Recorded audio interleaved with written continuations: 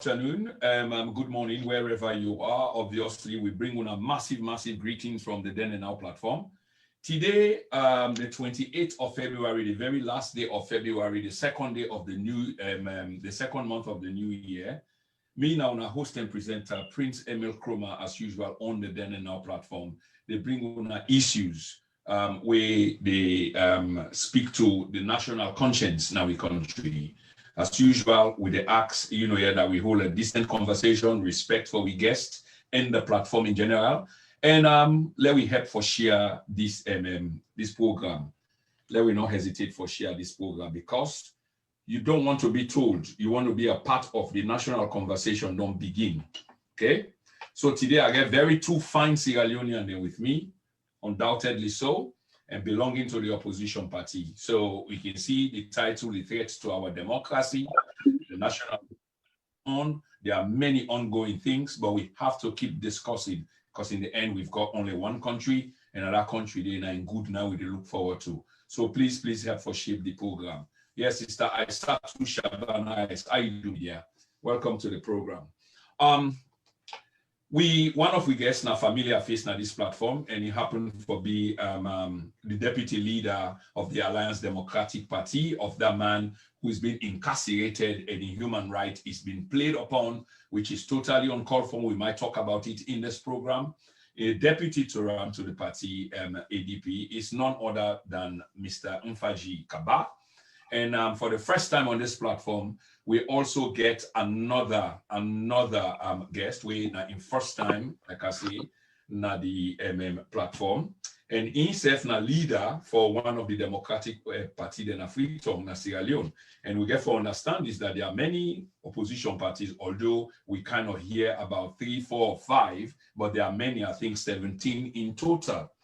This man is called Wadi Williams. He's or describe himself as a universal humanist, a pantisocrat where I go ask him, here for help with, and a political philosopher, an Africanist, current chairperson and leader, like I've been say, of the National Progressive Democratic Party, NPD.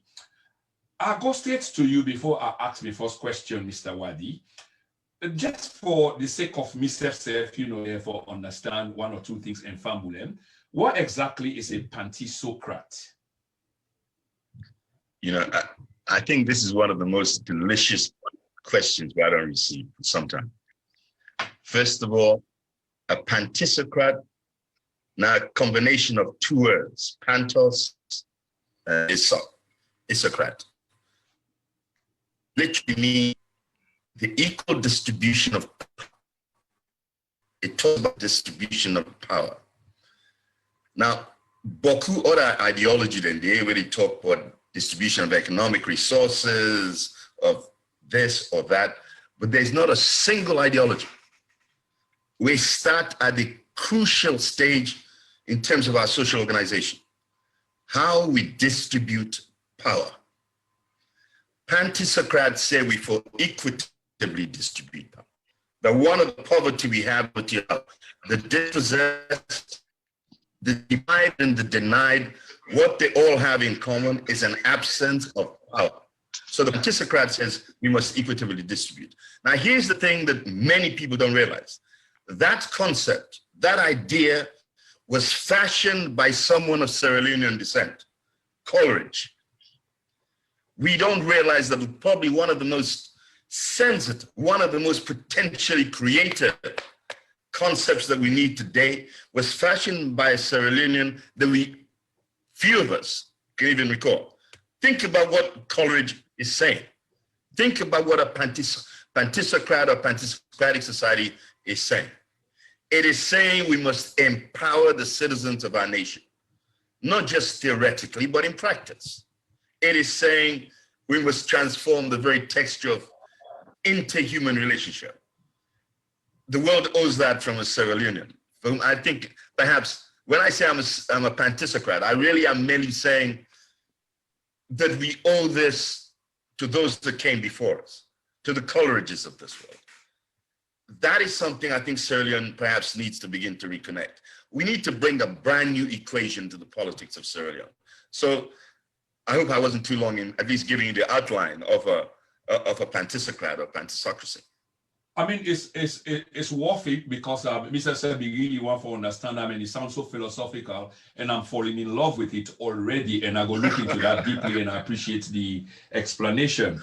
And just for continue on that trend, you are a leader of a political party, okay, which is not much heralded, spoken of, and I don't think so many people know about your party. So I give you the opportunity for talk about this party. Tell me what your party represents.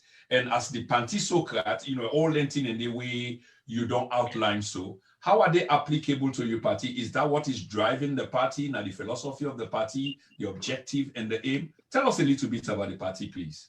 Okay, let me tell you something. The name of the party is National Progressive Democrats.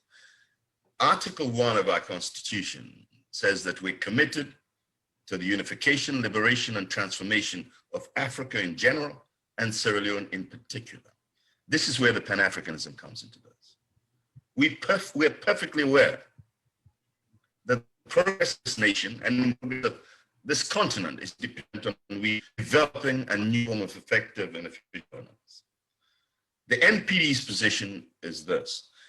If we focus here on matters of economy, we are committed to a mixed economy, but, and this is the issue, we are not talking about nationalizing the assets or even communizing the society. We're talking about socializing our society. What that means is this. What we produce collectively, we must share equitably. Now, when I say produce, this is not just what our farmers produce, but what our intellectuals produce. This is not just what the worker in the factory produce, but what the fishermen produce. We must begin to understand that to say you're a Sierra Leonean means something. And what it means, not just that we have a stake, but that to claim to be a citizen of this land, we must, first of all, demand of our government that it exercises a duty of care. That is the missing ingredient. Any sane or rational government of this nation must start at its starting point with the recognition that it has a duty of care. And this is what MPD says. We argue that until we disassemble the gender bias and flaws that we have in our society and all that leads to, the tribal contradictions that feeds our politics and the implications of all of that, the regional politics that has poisoned so much of our politics, until we begin to organize as a national constituency, we will forever be plagued with the nightmares of today. And what NPD stands for is simply this. We want to build a government that transcends hypocrisy that haunts our nation today. We want a nation that for the first time reminds itself of this. We started this nation on these pillars: unity, freedom, and justice. Well, let me say this without fear of contradiction. The MP sworn and committed to aspiring and upholding those particular pillars. This conversation we're having today with regards to corruption, in my view, is a crucial cancer that we need to address. The NPD, as we say, we're committed to these ideals. Okay. Again, we don't learn a lot, within this short window about this party where you happen to be the head. And I'm sure many Sierra Leoneans will be kind of pleased. At least they have an opportunity for understand what it represent. Mfaji, thank you for your patience. But patience, is a good virtue. So you get the first shot at the relevant question to the particular program. Boku talk they go on at the country, and we get few things then for talk about and try for pack them into a 1 hour. I want to do this program inside 1 hour, 1 hour, 10 minutes, and no more than that. So forgive me if I get for the chip in and out.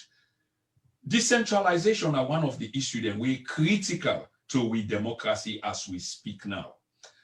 Opposition parties then get issues to the decentralization process. Waiting are you fear waiting at the hesitation of political party there, because I've been listening, reading the papers, listening to press releases, waiting na you young party and you problem with the process of decentralization. Thank you very much, Prince. The issue here where we talk about this decentralization, when you ask me about my party and myself waiting I will fear, I mean, what this they actually show me is that we do to something we don't long time is coming back to the issue for one party state. It is obvious. Secondly, we can for look at and say, to some extent, it don't become a pattern where this government not get regards or due respect for the Constitution. Because when you look at the 1991 Constitution, okay, you see, say, section 35.1 or 35.1, they talk about the role of political parties. And part of that clearly states political parties, now then the sponsor local government, parliamentary, and president. So if you can't say you take political parties out of the grassroots, you know, are the major stakeholders, the people, they only try for decentralized or muscle political parties, but you they even disenfranchise the people the way actually they get the local councils here, when are then they represent communities and everything. So you look at and say, but this is not actually fair to even the citizenry of this country. It's not fair.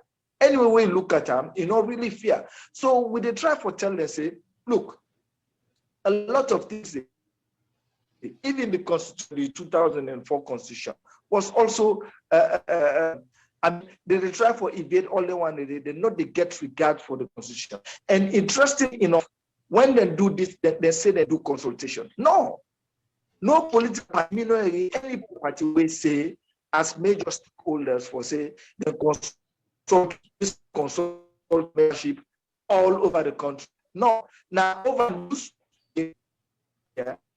when the meeting of local government they go about. So we pick up this issue with them and we don't go all around the country now and we don't talk to people, we don't talk to councillors and everything. They not even understand what them people that they come up with. And interestingly enough, when I disappointed them, they say they do question, right? With the political parties, with the minister for local government, the consultant with them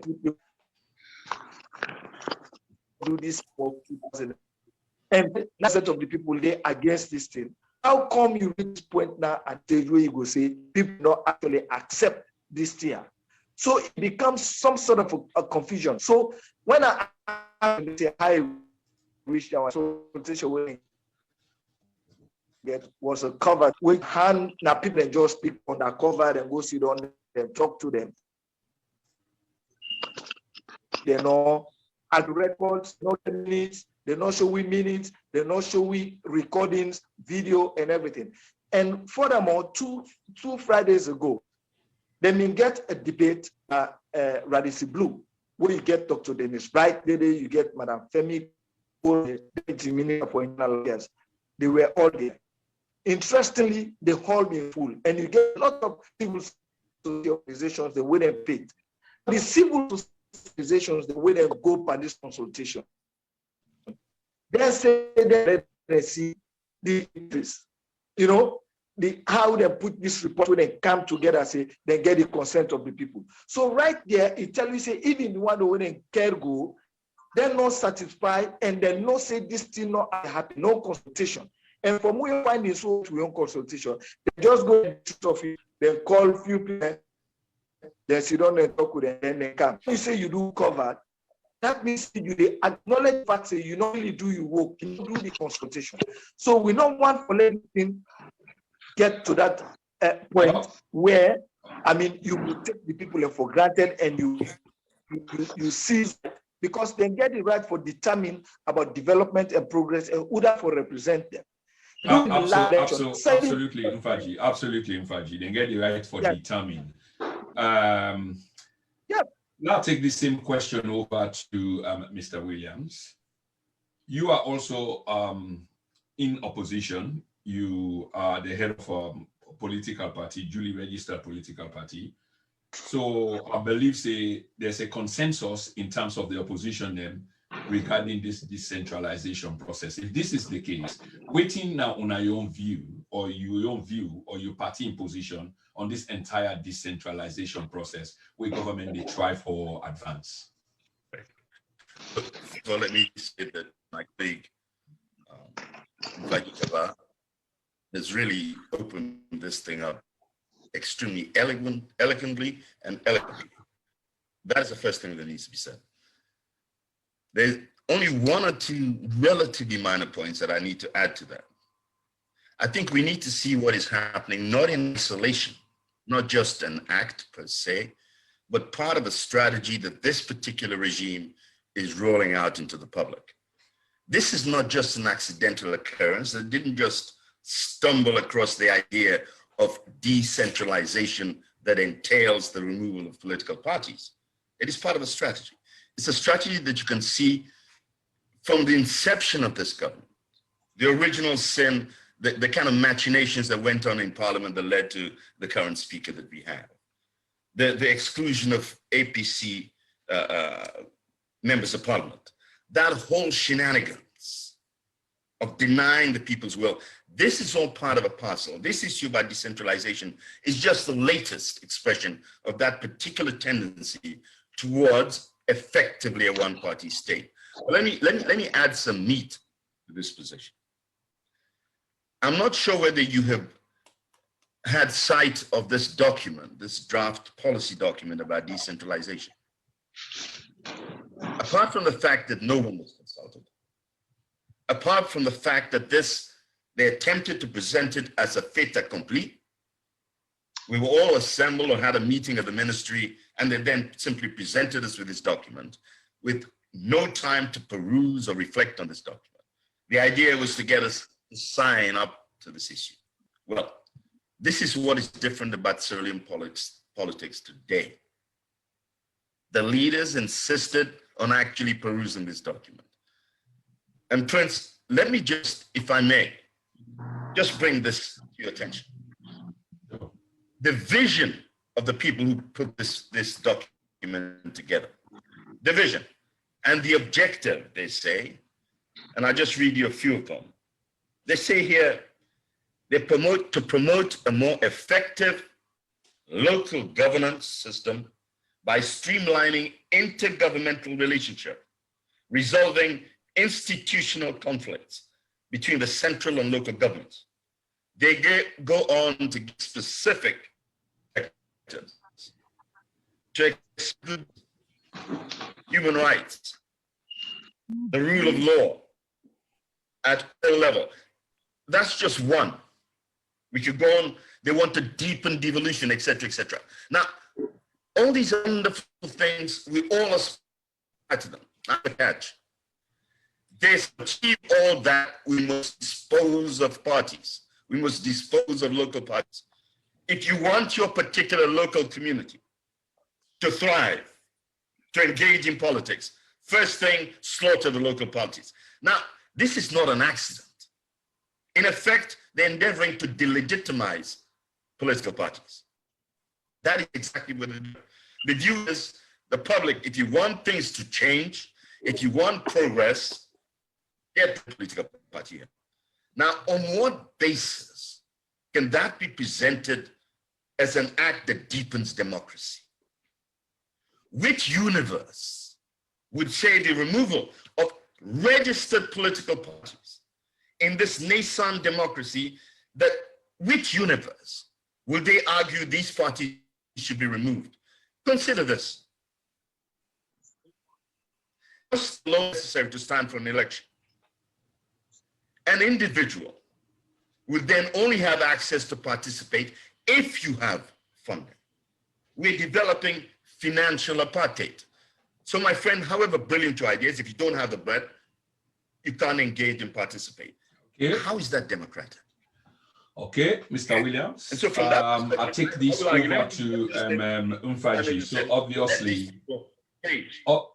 obviously, Mr. Williams, I want to take this over to Mr. Kaba. when you not get the financial muscle. But before I even ask the question, the thing where the government they propose, those of you in opposition see like say that's something yeah, really wrong, and I know say the constitution is being mentioned is in violation of the constitution, which makes it yeah, legitimately wrong. But if then they push such an agenda, the agenda will be for everybody, right? This is not something we go equally affect them, their own, yeah, sort of fan base, youth base. I wonder whether I'm correct in the way I try for calibrate this question where I want to go to. Does it make any sense to you that it will equally affect them, Mfaji? Just short one before I ask you the question I want to ask you. No, I don't think say it will affect them, because what you do eventually when you take political parties out of it, now then get for select, now then get for set the procedure, now then get for set the game, the rules of the game. So as short, you the final say the one they wouldn't go get for let them be councillors, mayors, and everything, they go be answerable, and then loyalty no go there to the people them, but the one way appoints we give them the job. That has not been made clear as to how they will get it. Yes. You see? Okay. So I mean, yeah. Yeah, okay, Ufaji. Yeah, so, it was just a short one. I get what you say. So it's a clear advantage to the one way they in government. Yeah, so that's understood. But what do we also they understand about this process, and both of them I don't speak about little bit, which is about yeah, it look like say some discriminatory process equally involved where that not supposed to be when everybody's supposed to be equal under the laws of the republic. So in other words, this attempt, they look at the possibility of making other party then redundant. In other words, make them not appear legitimate, and look at women then, for example, with my mind, with sister them, and then, yeah, make them not for be able for participate in the process. And that not only end there, people that we get other special needs, disabled people then, because then kind of limited, then equally not get opportunity on that kind of process there. Will that be the case, Mr. Mfaji? Of course. Now, very good point you bring to Prince. Exactly, these are some of the things that we really felt about understanding what we vehemently opposed to this decentralization issue. Because for one, women them, we form the majority of the population of this country. Where if you look at them critically, the role when they play from domestic, even at the homes them, come to the public, is so great that, but then women then get a lot of constraints, gender constraints, that's another one, financial constraints, they don't get the money. So political parties, now they not the sponsor them, then you the disabled people there, the special needs individuals, where they go daily, and but then people are not living in them communities, they don't contribute meaningfully. The people that go look at and say, well, let we get this post here for make it represent we because it will represent we effectively, it will do the job. Now, if you can't say not I'll go take me and I bring a car at the place, then the other side get where they discriminate. Every way get school, where go school, get the ability for rule or govern. Some people then take like we chief them, we village head man them. They don't go school, but then they sit on and talk case, they resolve things. That part of conflict resolution, they inherit them, and then they do them effectively now with society. Now you can't put say for let it be councillor, you get forget once. This part of power, amongst people. Yeah, okay. Ufaji, I mean, let me look at this deeply. Ufaji, pause one moment. Let me look at this deeply in terms of qualification for run something.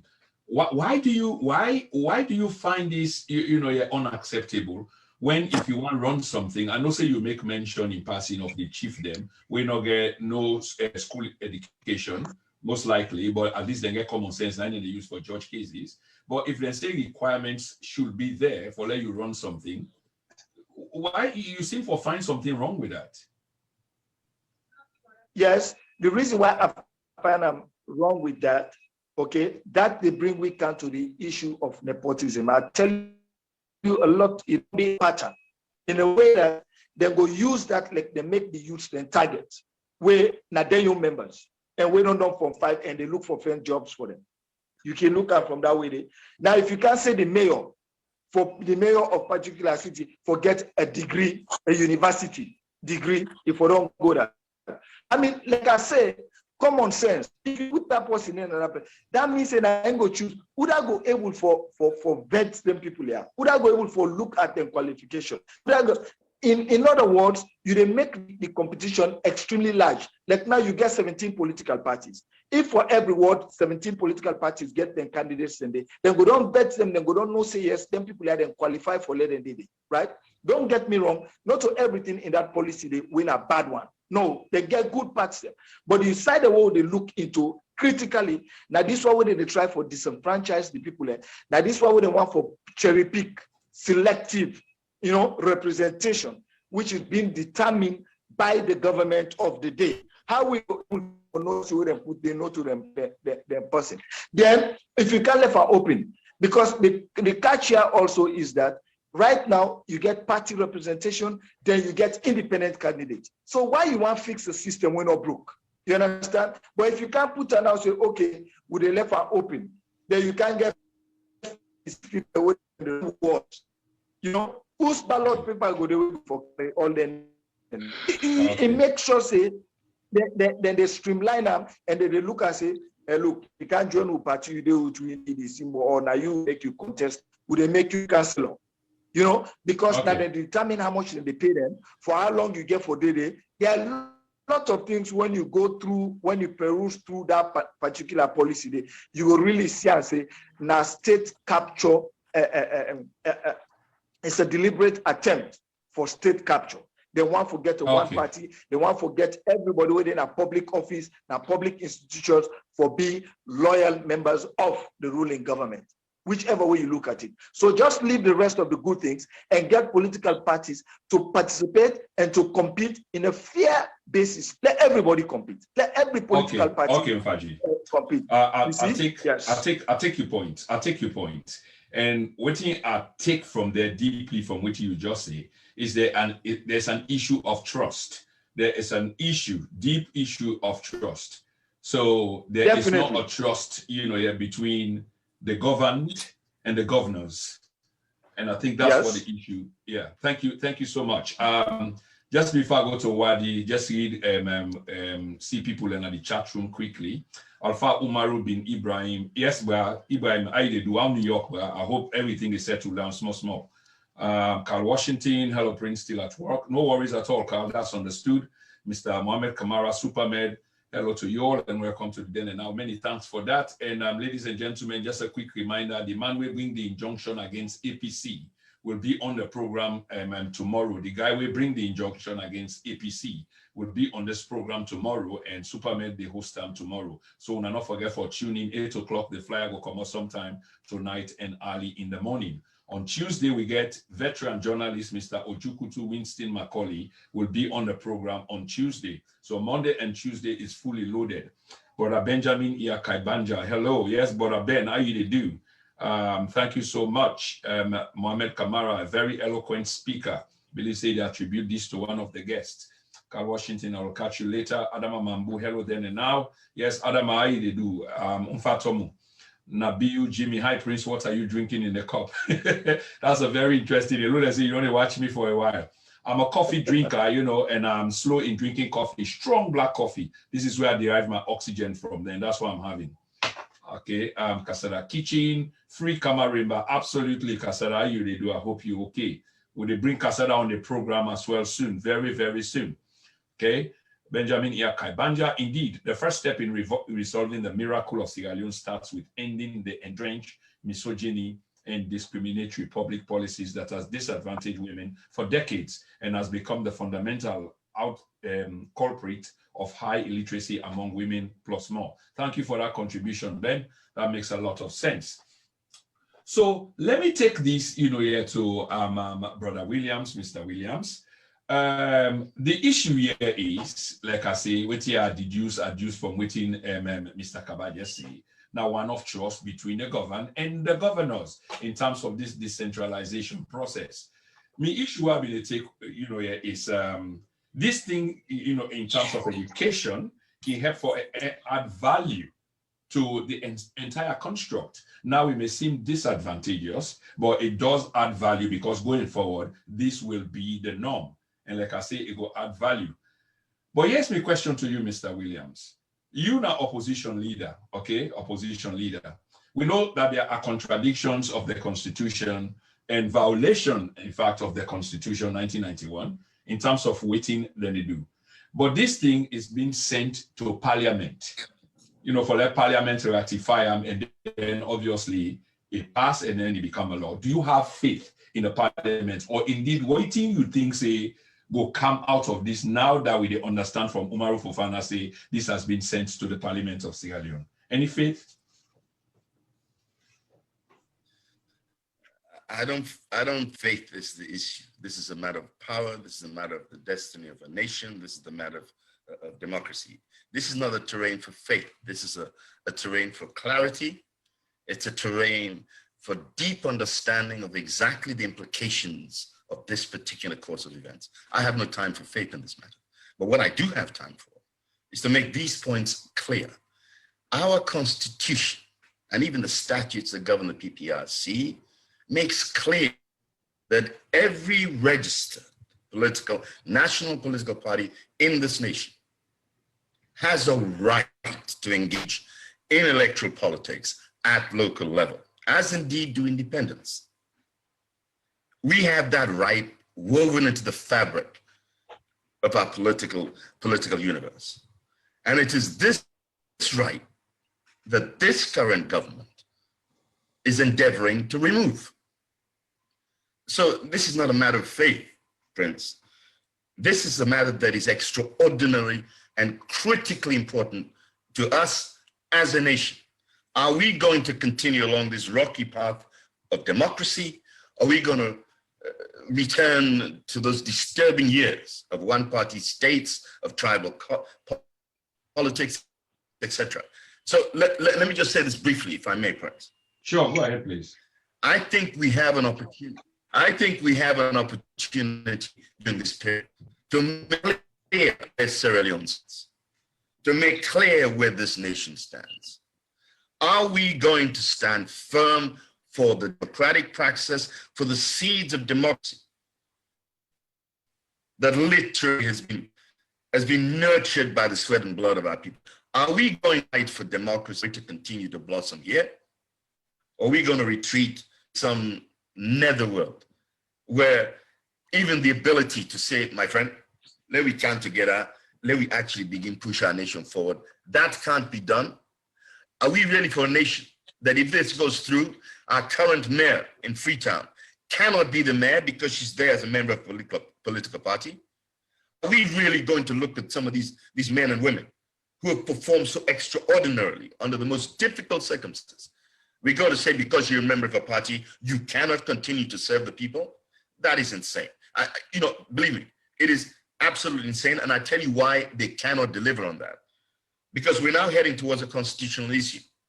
They will need to really change that profoundly. They will need not only to go through Parliament, they're going to have to present that, whether it's in the constitutional review. And if they do that, we will need a referendum. I personally think that political parties have sufficient leverage to ensure that this never happens, that we do not go back to that nightmare, that we do progress democratically, that we do transform the texture of Sierra Leone politics. That is my perception anyway. Yeah, and before I move to the next segment, I still bring the question to you, although you end up almost on that note there, but I want to let you expand a little bit, maybe for 60 seconds, a minute, if you like, because I want to move to the next segment. I mean, we talk about issues. We talk a lot about theoretical issues. Let's talk a bit about practical, which is waiting at the solution we want to get for profile. You as an opposition person, how do you think we can address the issue there? How we can empower with people them or mobilize them, if you like, for understand what they go on and try for change the narrative. What can be done for change the narrative there? Because if we Parliament cannot act in behalf of the people, then something else needs to happen. And it seems like there is a wind of change blowing, because in my view, a lot of people are getting conscientized because of information that is out there. But how do we sort of use this energy collectively and try for impact change? That's an excellent question. At the risk of overstating us, what is happening right now? We have an emerging organization around this decentralization that has the support of 13, confirmed support of 13 of the 17 parties that are in the political reality of Sierra Leone. 13. This is one of the few times and few occasions where such a cross-section of Sierra Leone politics has been able to come together and fashion a common voice. Let me say this, and this is not being extraordinarily optimistic. What we have found in those meetings, in the struggle against this attempt to literally disassemble political parties, what we have found is the beginning of common ground, what we call strategic alliance. We're beginning to feel out the contours of a new political dispensation here.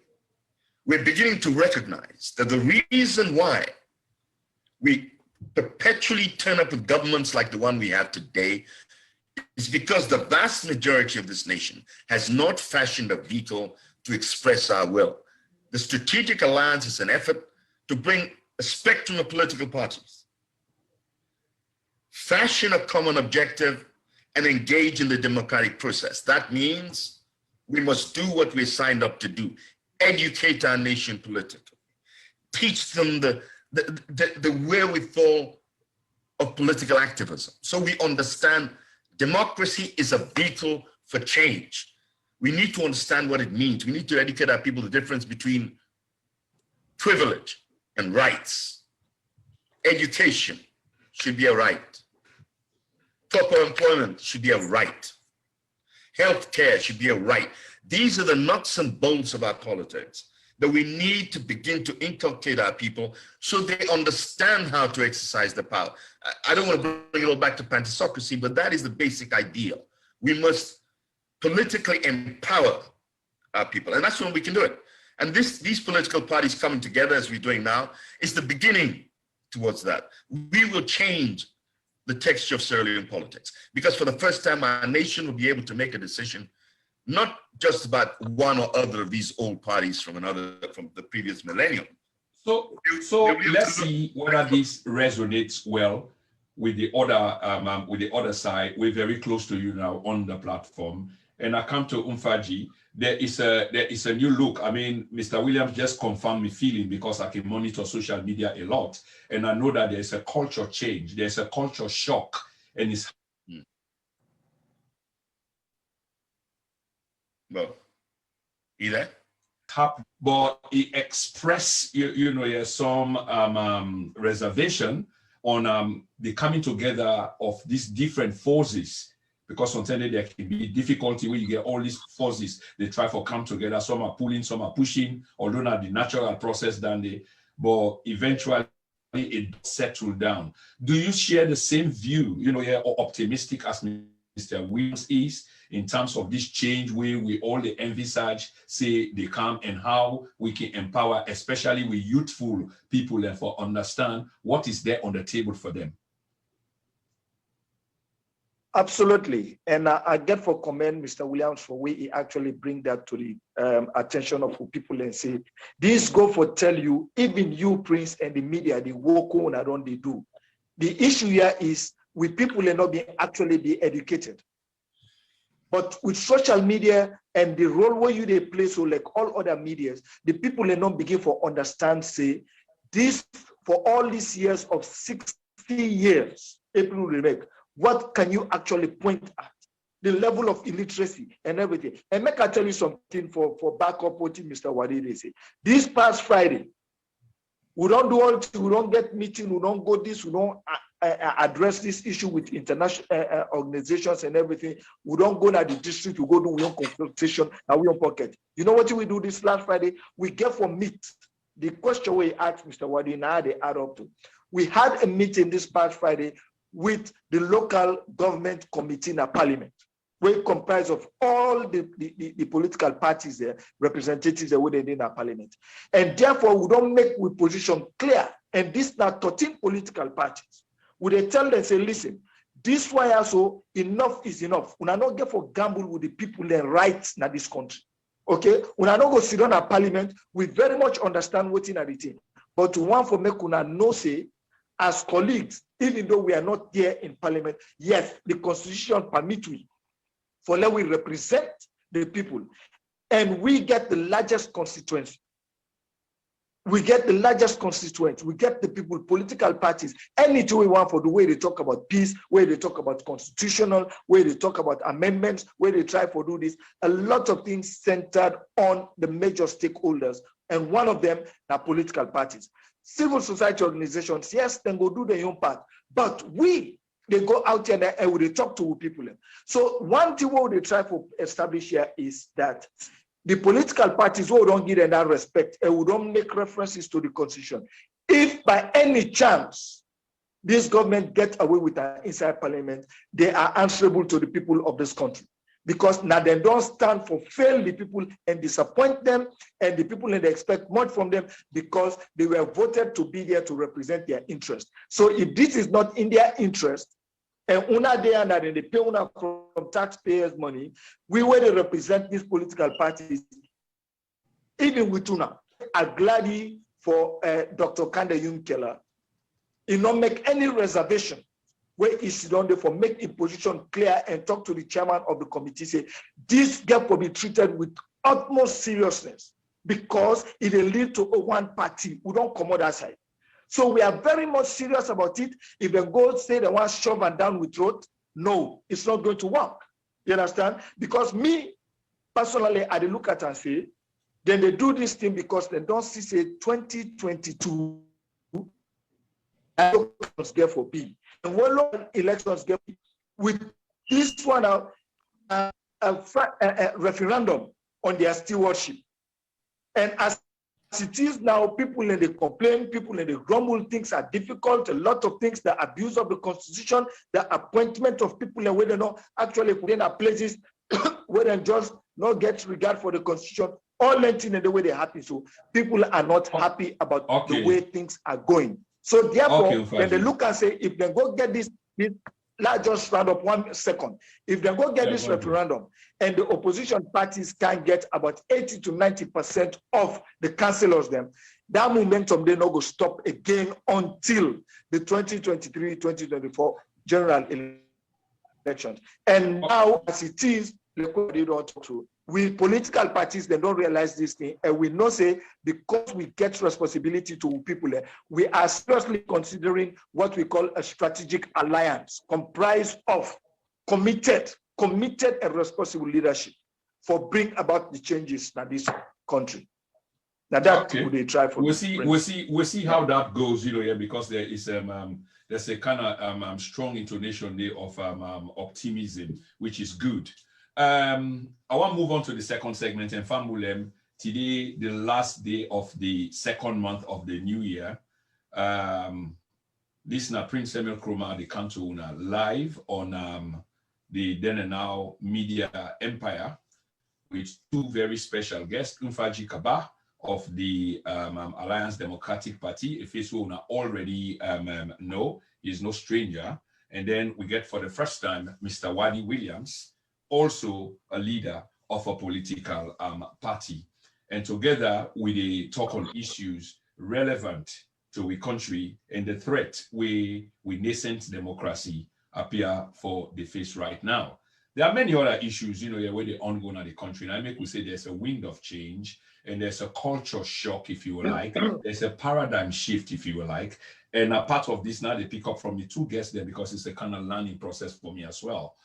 So one of the issues that where they happen, we don't captivate the minds of people, Mfaji, I'll come back to you, is the issue of corruption all over the place. There are many denials, but some of the evidence has been advanced, although they have been questioned. It's irrefutable because if posting a bank statement, invoices, although not some quarters with the say now only paper, I don't know whether other people were prosecuted on the basis of invoices and so-called ordinary paper, but then when it comes to the others, it's not. So there's corruption at the office of the president. Not to me say so, the Afrobarometer and Carl, a perception report, did say so. Not to me say so, the Auditor General report did say so. Corruption within the First Lady's office, in which there are so much things ongoing and denials and people being captured on live tape. You know, the tape won't lie. They deny at first, but then later a proof will say otherwise. So corruption in the office of the First Lady, corruption in the office of the President, corruption at the office of the Chief of all ministers in the office. These are three major, if not to the biggest area there, because there's corruption now, where they filter down to the other. What is the state of mind of the Sierra Leonean people and with them bombshell they are within the area about corruption on this high level? Give me a feel, waiting at the feel on the ground with all the disclosure there of corruption. You know, now a big disappointment to the people, because Prince, me and you two know, we wait on day into the politics and they follow up. Besides being into politics, a lot of people, like I see now, Sierra Leoneans are very much afraid with what is happening. Then they go all out, then they make use of the social media. And actually, so man now the social media or the internet don't bring way closer where you go able to find out a lot of things. So I must tell you this, say now a big disappointment to the people of this country. But not only that, you see, we regard the Africanist Press as an authentic institution, a reliable source of information, because it's a consortium. You get a lot of people there, a lot of other institutions, faculties that were involved in this process. Therefore, as they look at them, now they are the start for appeal to them, especially Chernobyl. You see, what in the start with we so it just start like inoculation. Where they say sick don't come, then they say, oh, let's find vaccine or look for inoculate people and everything. People and they anxiously look forward to them. You understand?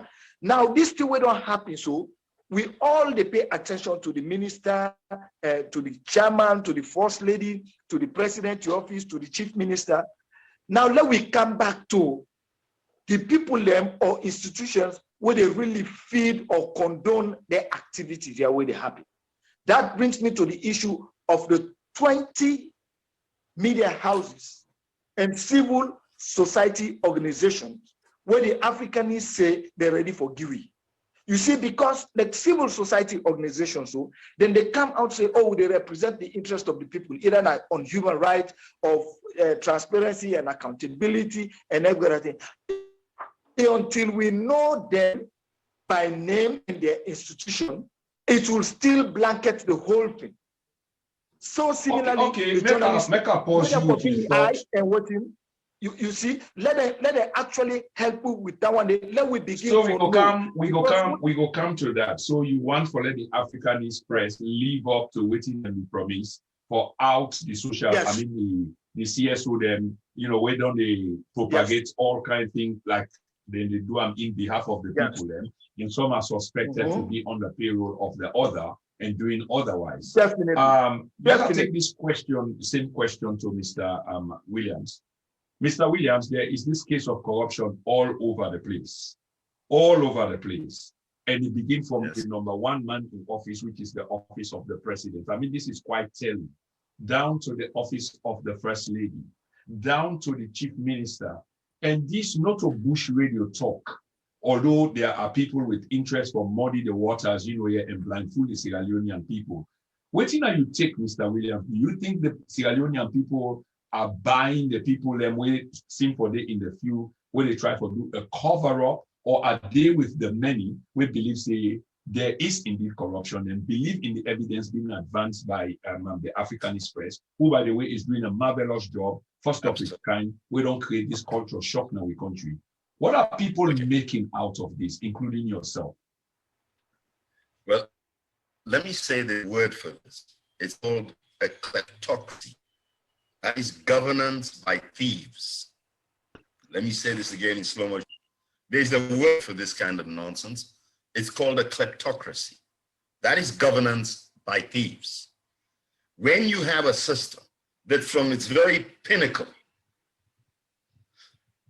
to the very base, there is this corrupt thread that links them all, you have to ask yourself, and I think this is the question you're asking, what is to be done?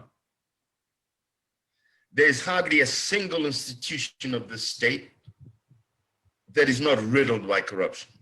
From the presidency to the, as you just mentioned, to the lady's office, to our chief minister's office, who with great eloquence claimed that it's okay to steal just 1%. This is your chief minister legitimizing, authorizing corruption as long as only 1% is all right. That was early on in the procedure. We arrive at a scenario today where we have the brother of the president extracting hundreds of millions of leones, hundreds of millions of leones in a matter sequence of days without any legitimate authorization. It's as if they engage in a money laundering operation. Now, I say all this merely to bring us back to this point. When at the heart of your government, there are indications of money laundering, it's difficult to see how we can say we still have a legitimate government. And this point that I'm making here is this: nothing that I have said, nothing you have said, nothing that Mr. Kaba has said is without proof. We're sitting on a bedrock of evidence. Which brings me to this question. Why is the ACC so slow in engaging this matter? Why? Why are we afraid to take the bull by the horns? Why? In other words, what I'm saying, if we're serious about addressing corruption, if we're serious, then this must not go unresponsive. We cannot afford not to respond to this blatant corruption that we confront here. We cannot let the state unequivocally look at our nation and spit in our eye. They cannot present us with this evidence of rampant corruption among all these institutions. We cannot now look away. This nation must stand up and be counted. We must address this issue and take this, literally take this to its conclusion. Mr. Williams, many thanks for that response. And let me take this to Mr. Kaba. Why is the ACC so slow to respond to something we then charge with, when are they remit, where they within the remit, which is their responsibility? Why is Mr. Ben Kaifala so slow?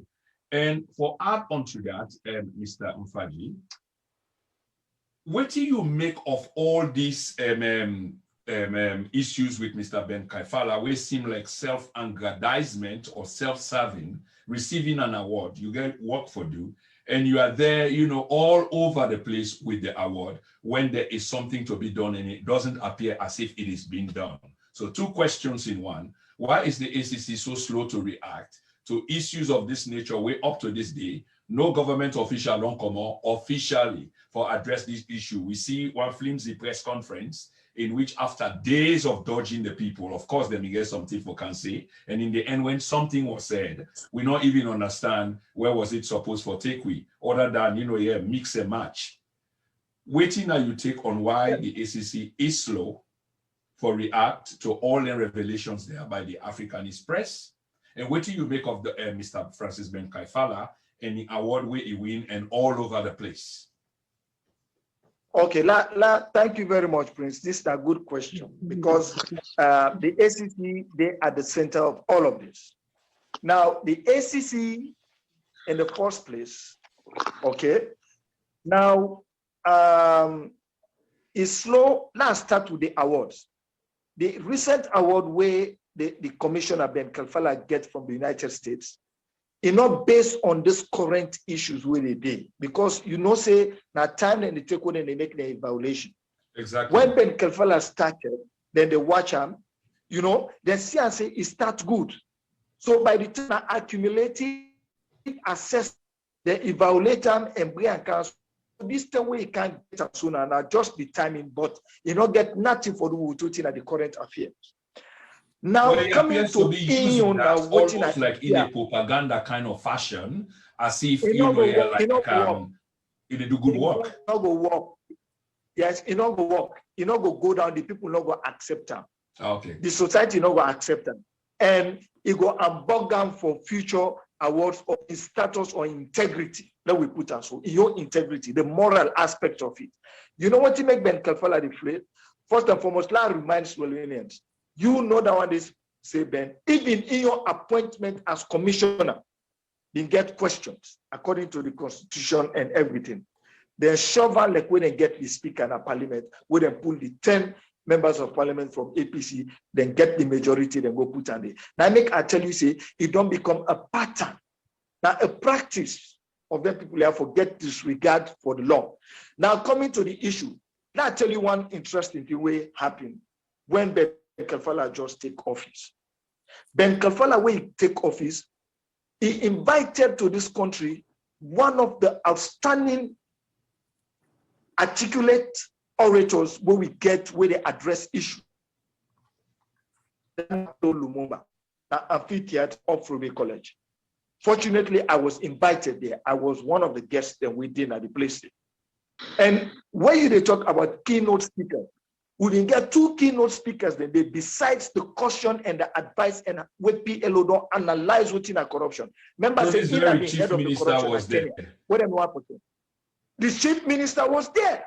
Now that I want to talk about. Now be one of the keynote speakers. You know what the chief minister said? No. Then Kalfala talk out and go fight. This is the fight, and then go do this, and he promised this nation.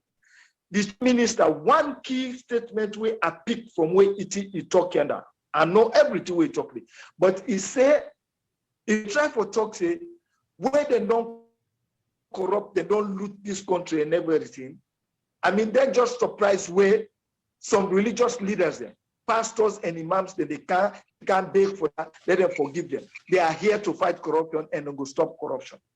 So for let that thing they can now, for let chief minister say, oh, if you take 1% self, not to crime. You know already, now you the next man after the DP to the president. Now you they run this country. The affairs, ministers are accountable to your office. If you make a public statement like that, you know what now free meal now don't get them so. Free ticket for let them do what they want for do, and at that time they do so right now. Because as it is right now, you know, if we look at this thing critically, now make I say Ben Kalfala in miss. And this don't hamburger I not go able to frustrate enough because you don't take the eye off the ball. You this issue. You say they fight corruption. You don't begin to pick which one way for faith, which one way not for faith. Then which one way don't explode. If this not to be true, I they tell you say BBC not before even get Umaru Fofana for go interview the first lady. Then not before don't send their antennas there up for let them investigate. So they said don't do, then they don't cross-check, they don't do the investigative what they call. Then find out in an authentic something, authentic. Now make you not even get somebody who go able for defend the government or these activities where don't they go on appropriately. They're not able for doing. So what in Ben try for do, you they go bring somebody like Siakuruma into this thing. Obviously, the timing is wrong. That was shameful, by the way. The timing wrong. If you want to go far to that length or what you call, but not to the timing is. What you even for do is look. Now that make government day, Prince. Not to say I they defend the chief minister or I they defend the first lady or I they defend the president, the presidency, the presidency office. But if Ben Kalfala is serious for investigate this thing seriously. Man, the way from position at this country, yeah. When you take like the Ministry of Finance, you take the central bank, their office. When the Auditor General's office don't pick that up, don't count our attention. Till next time, you want to tell me say, go left State House, President Pada go left State House, go work at a Ministry of Finance and go work at a Bank of Salofo, go open account today? No. You get the technocrats which will pay. They're not before even take the initiative for go open account. No private account. Okay, we are quickly running out of time. I just want you to pack in some questions then quickly, if I may please. Let's just stand up. Yes, please. Go ahead. So now that narrative, what would they talk about? This thing now big weight then is unable for do. Then if you're not able for do, you know what you go do? The best you can do is resign, because now you go invite again. Now you can't talk to the country, say, I dey fight this fight. Now when the fight don't come, you know, get yourself together. All even for simply say, it was smart enough as a lawyer, all even for says, yes, all the department don't pick up. Okay.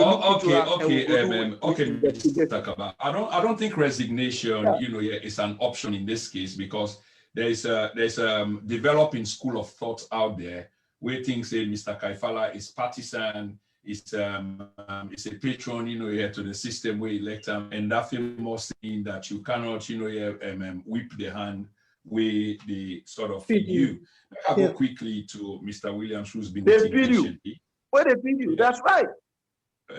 Who's been waiting patiently. That's Mr. Williams, in fact, you talk a lot there, and for unpack simply because we run out of time, I just touch on one or two key issues quickly. So solutions, now not the answer, but what kind of solution? And it will fall one day. But one of the things we will talk about is, and I think you talked about that earlier on at the program, which is about the strengthening of institution, the participation of people, in a democratic process, free speech, you're able to exercise your human rights. But this government seems to get problem, with the constitution, the interpretation, processes and procedures. And waiting will they see, will it be fair for describe and say now the dangers of the powers of the president, or when you've got powers that cannot be checked, unchecked powers? If this is the case, now something this way, they worry you at all, sir?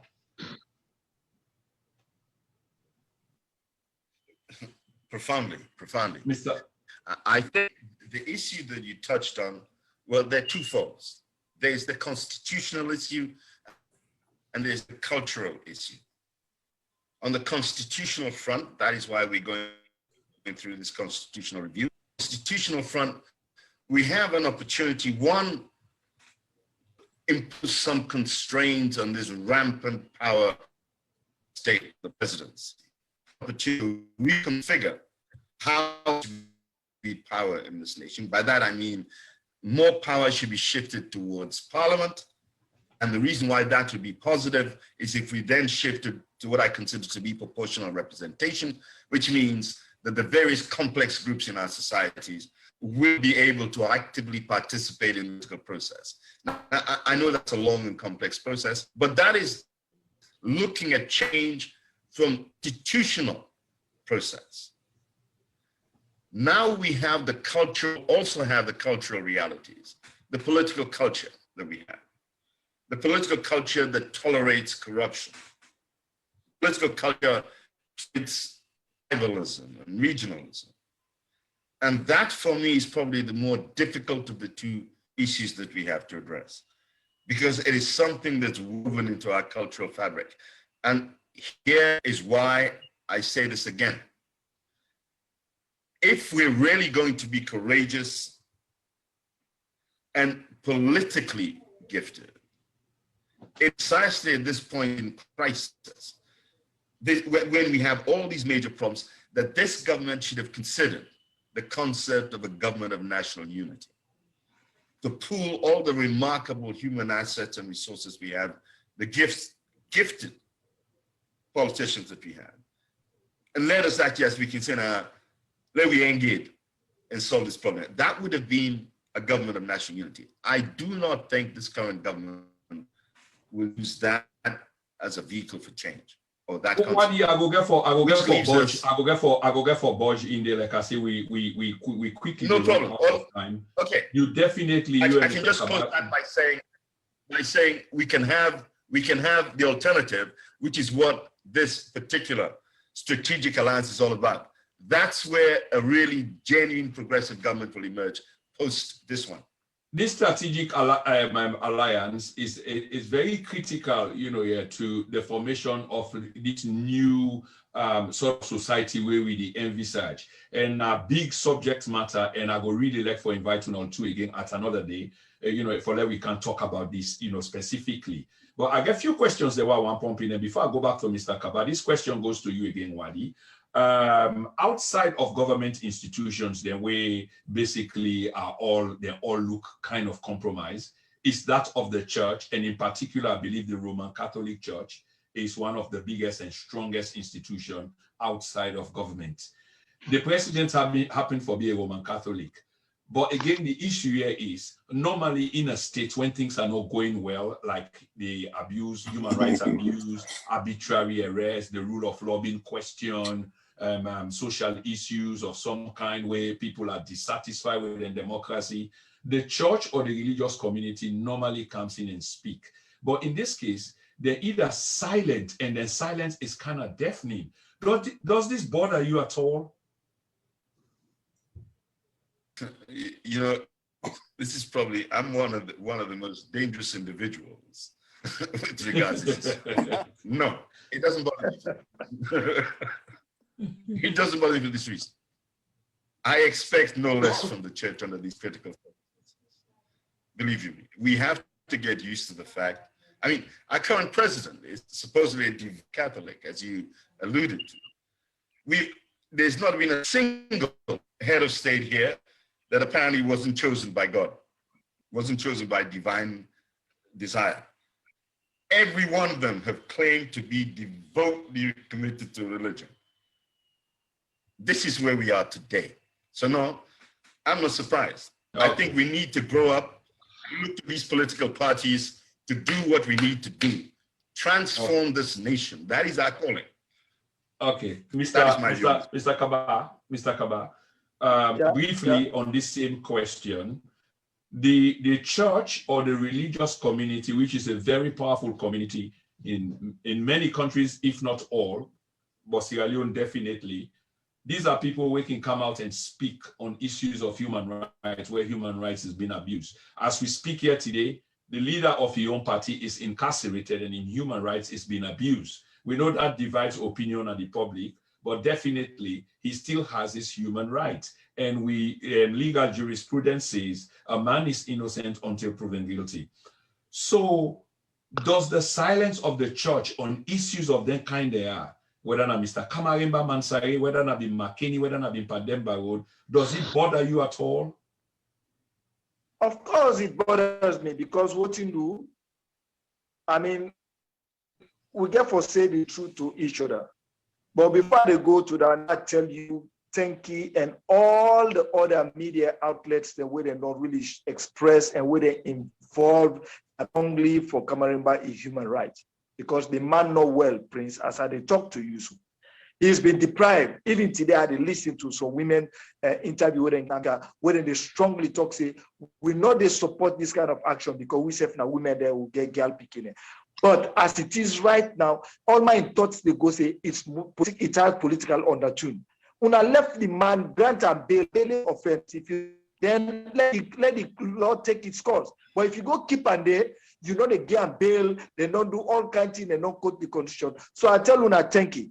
But what is worrisome about this thing, what will they talk about? So I don't make reference to the chief minister Will Lumumba come up from college. He said corruption, in other words, is being condoned. And that arrogancy, that way the way you talk, I'm like, no, they're not for can't tell you, they find the religion, business, this and that, their support for talk through. This team, this corruption, they happen in this country now. Now the one can talk to we say this and that, which means you they even question their service, their human service to religious beliefs. For say you for pardon or forgive. No, would they go after them people like because they are corrupt. Therefore, to me, it's like when they talk about this civil society organizations, whether they under payroll, or the media houses when they under payroll. I know they say religious institutions when they under payroll, but they're not so submerged, they don't go underground so much to that, let's say they know they witness all what in Lentia where they happen. You know, yeah, and that is sorry again, we run out of time. I just want these questions answered quickly. And back to you again. Does it really worry you? Because I see you keep, you're making emphasis on that particular point. Do you think the Africanist Press will compromise their integrity in the sense that promises where they make, example for out, then corrupt CSO them, then other corrupt institutional head them? Do you think that's something where they will actually live up to, keep to the word, or not something where you just hope for? You hope that they do, because that will help for normalize the state and continue with this argument for bringing sanitization to a democracy, if you will like. Now the answer you don't give, so Prince. Thank you for an excellent answer. The sanitization of this country shouldn't be the responsibility of a single institution or one person. No, it has to involve. Right now, I am appealing again to the Africanist press that the earlier they release, like they keep telling us that we have it up to the end of the year. I know sometimes to release certain information, you will say, okay, let the people then be anxious and look forward to it. No, the damages will be caused. We are not expecting the Africanists, if even they apologize and say there is not going to be a continuity, we're going to do our job. No, okay. Let us know them. Let us know them now. Personally, I don't think they will come. I don't think they will compromise that. I think they will leave the word. They won't compromise them. They won't compromise them. Ben Kaifala once said, the war against corruption is a holy war, but we are yet to see the holy warriors. Exactly. But the other side, I see the holy war is being fought by the Africanist Press, and we do see holy warriors on that side. Wadi, the ACC boss and the ACC, the office of the ACC itself is rather, compromised. It's been compromised for quite a while, despite the corruption at the office of the president, the chief minister, and the first lady. The recent bombshell, where we continue to see it being released by the Africanist Press, is that of involving the first lady in border. They receive hundreds of millions, and I think you alluded to that earlier. But also, earlier on, before the Africanist Press, was other investigative journalism or journalism we will refer to as patriots. One of them have been Sal Jallo, we inspire, instigate some of them in their way. We see members saying, I mean, accused chief minister of a $1.5 million bribery case from some mining concession. Nothing came out of that, and we see how down they pass. Then we see something we get for involved in our party, then when at the PPRC, some financial corruption within. The ACC is yet to investigate, and this is well over a year. So do you see like some kind of selective picking, like cherry picking in terms of what Ben Kaifala interested in and the things they were not interested in, and what he interested in seem to be on the other side, whereas on your side, it seemed for pay a blind eye, so much so that outgoing U.S. ambassador Mariah Brewer advised them, say, if you get for salvage any credibility, you can't just focus on the external. You also have to look on the inward. What do you get for say about all of these? If you can just compress them quickly, because I got one or two questions asked, and they will wrap up the show. Quickly. This is about an individual and an institution. In essence, the institution is capable of being a key component in addressing the issue of corruption. I don't have any criticism of the ACC as an institution. As to the individual who currently occupies the position of chairman of the commission, Colin Morchero, for reason of full disclosure, let me say this. I actually was one of the people that felt optimistic about Kaifala. I knew about his activities prior in Renaissance and so on and so forth. This is just to tell you how deeply disappointed I am and how that young man has failed to fulfill such enormous promise. Mm-hmm. I am disappointed in Kaifala. Because this is a moment when he could have branded the ACC and all they stand for, the Kafalas, the Lumumbas, all of them. At least we will be able to see the essence that moved a nation to say, we need to clean up our act. And we cannot fail because one commissioner loses his nerve or in some way is compromised. I am disappointed. That's all I can say. I'm disappointed in Kafala, and we need to go beyond that. And trust me, we will go beyond that. Yeah. Okay. Many thanks. Mfaji, my final thought, my final question. You know, we title for today's program speaks to the threat to our democracy, and you guys have done justice, you know, here to the title and to the national conversation which is ongoing. I keep repeating, I feel the wind of change. I feel a revolution of a different kind. The conscientization of we youths, 20s to the 40s or 45s, it'll make a massive difference. But we get a government where, for all intents and purposes, seem for, you know, not be a respecter of the Constitution. And we can refer to cases which we don't make now this program here today. We talk about the dangers of unchecked, you know, and unlimited powers where the president can get. We talk about him trampling on the democracy. We talk about, you know, the militarization of we society despite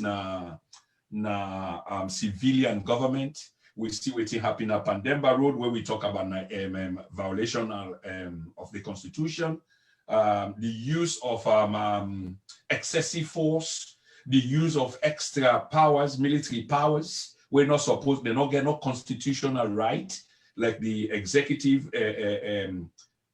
security then for the president. We're going to Pandemba Road, we're going to do most of the killings there. They're not getting no, you know, rights, no police rights for do what and do. All of these amounts to constitutional violation. The question to you, Mr. Mfaji, where I will therefore take over to Mr. Wadi, the other guest, is with all of this in passing and with this optimism we don't express now today, we talk about this new alignment of political parties coming together for effect change. Do you really envisage that change? Can you put a timeline, you know, around when that change day will happen, how it will come, when it will come, where it will come, and things like that? Is it possible, you know, for you for exercise some ideas about this change we would envisage? Yes, it is on the process right now as we speak, because like I say, the role where they play now, but you're not going to know how much contribution you made past 60 years before you born self. Where the party are they run this country? What don't they do this short time? Like other system. When is the innovation, technology, this internet, the education, where right now, number one. Number two, you find out that when you engage people, then the awareness don't they already now as we speaking, they're yearning for an alternative to these two traditional parties we run there for all these years. And we will get to that. Now I make with a talk and with all confidence say, look, the alternative way the Salon people and they look forward to for actually bring some sanity and to this country and change the whole political dynamics in fact something like a strategic alliance with responsible leadership where they go put this country in interest first. Okay, not to who they grab, go knock my office, then get 200, then get 100 million, 200 million. That's not what we're looking for right now. Because this country gets the human resources, it get the money, it get the natural resources, everything for change this country. And when you get the kind of leaders, you get the kind of people that were committed to this kind of exercise, to this kind of venture, for contribute for let we bring about changes that this country, it is on. Machine will not stop, and nobody no go debate that one day, because what you do now, responsible people and don't decide, say, you know what, enough is enough. We're going to educate our people, we're going to engage them, we're going to get them for okay. In fact, so you still get 1 minute. Let me take that enough. You still get 1 minute for do your final wrap up. Let me take that enough is enough from you, from the people to Mr. Williams. many things. You mentioned from the beginning a system of kleptocracy.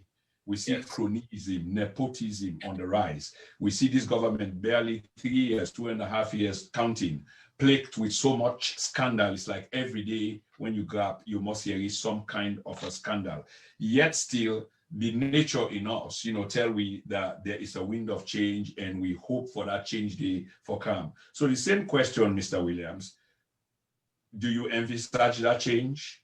When and where you see that change they come up from? How do you think that change will happen?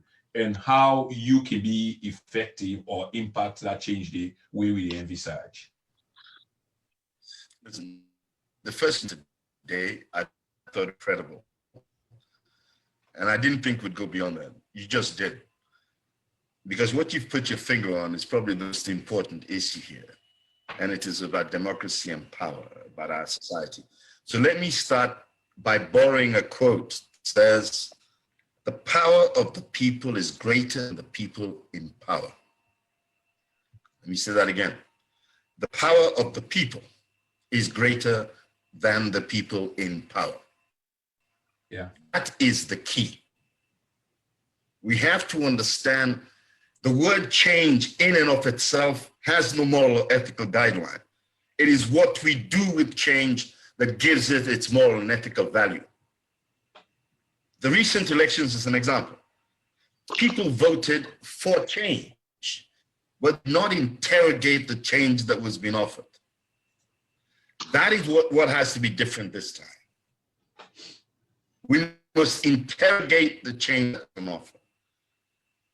Think about this. One, we bring about a change that gives fruition to the whole democratic universe.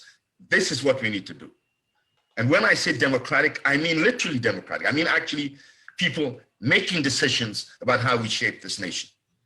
That is why I say, unlike many others, we must indeed assume and acquire the levers of political power. That is the machine that's shaping our nation. That's why all our political parties are so crucially important. We carry the seed of a new Sierra Leone. We cannot afford the luxury of failing. We cannot afford the luxury of failing. What you see in front of you, these political parties, we are the living seed of Sierra Leone's tomorrow. That is enough to be said today. Okay. Susan, are you there? Susan? Hello, yes, I'm here. Yes, Susan, I mean, you've been in the background patiently watching this debate ongoing, and you are part of the debate as well, although as an observer. I'm sure you get opinion. Waiting that you take 1 minute, please, at least you not just observe. Let's hear you out. Oh my goodness, 1 minute is way too short. I was expecting. I know. Earlier. Anyway, let's get straight to it. On this corruption thingy, it started with the Auditor General's report. And I would have thought that when we got the Africanist Press publications, I think it should have been escalated right there and then, rather than starting to make excuses for those in power. I think that is sickening. I think that is not the way to go, and it is really, really and truly depressing. I think we need to get Ben Kelfala. Somebody needs to have a quiet word with him. I feel pity for him, because really you cannot bite the hand that feeds you. I think that constitution needs to be looked into. I mean, the bit that says that the president appoints the commissioner. I mean, would that impact you want for the flight take? You know, so something to be done. Okay, Susan. Yeah. One final thought before you go. Do you also feel change? Do you envisage change? Do you see change coming? Yes, but it's going to be difficult. I think this alliance that Mufa and Wadi they've been talking about, I think it's a brilliant idea. I think we need to have fresh people, fresh ideas at the top. to move our country forward. Fresh ideas at the top. Yes. I would like for bring you come on sometime, Susan, because it seems like you get some salient thoughts, you're in there somewhere, and you need for kind of espouse that on a platform so that we hear you out. Thank you for that contribution. There's somebody else then at the observer room, at the waiting room. Would you want to comment? Would you want to comment quickly? You get any quick observation? 1 minute? Okay, not at all. Ofaji, you get 1 minute for wrap up. 1 minute, 60 seconds. Let's hear you out, sir. Prince, for this evening, where you don't give me the opportunity, I appeal again to the Sierra Leone community. Say, we know they talk for let Cameroon go free. But do ya, civil society organization, the legal office, and all them want the way actually they look at things objectively. Nobody this man this crime or commit this crime, but the human right. Today, Kamarimba, it can be with any other person. Give and let them give her in commodity harm and make it continue for going to court until court prove and say he guilty. If he guilty beyond all reasonable doubt, let them punish him. That one day I get for make that special appeal to all say continue with what you want to do for the man in human rights.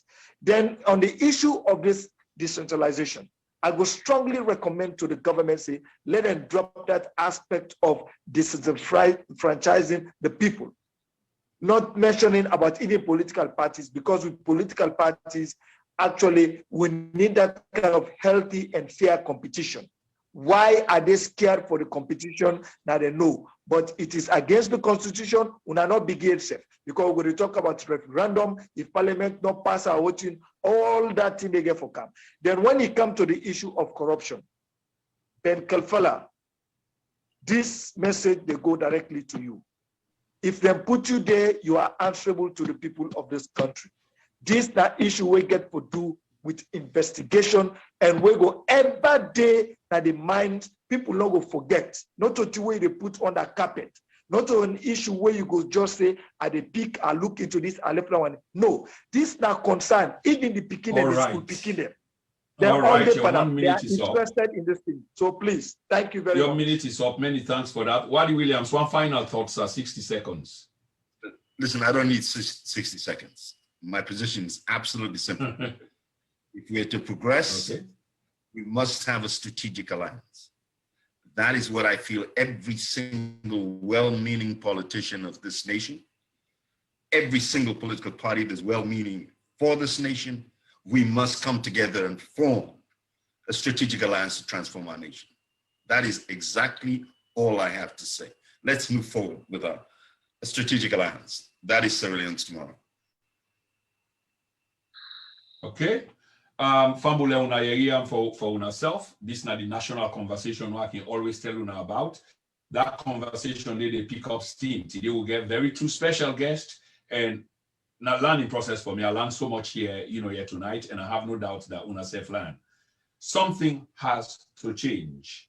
It cannot be constant. It has to change. And for that change, therefore, be effected una yeria from both candidates, then from both guests, them. We need this alignment. The conscientization process they're on, the press people and they talk, social media they talk, somewhere along the line, we need to come together and save we country. But the tendency or waiting to happen now in the country, it cannot be right. Corruption is rampant. We have to say it fearlessly. We have to say it as it is. No mincing the words. Except you're a patron, except you are a benefactor, that's the only way the speck in your eyes, they refuse for be removed. But if you say the country is being hurt, and as it's being hurt right now, would I know the amount of debts that's been taken, which is going to be passed on to the generations yet to come on now picking them, waiting at the legacy we will get for left behind, and so much more of this. But this national conversation will continue. Today, we just don't do our own part. And I want to say thank you to una all for tuning in. Let we keep it up and let we be optimistic.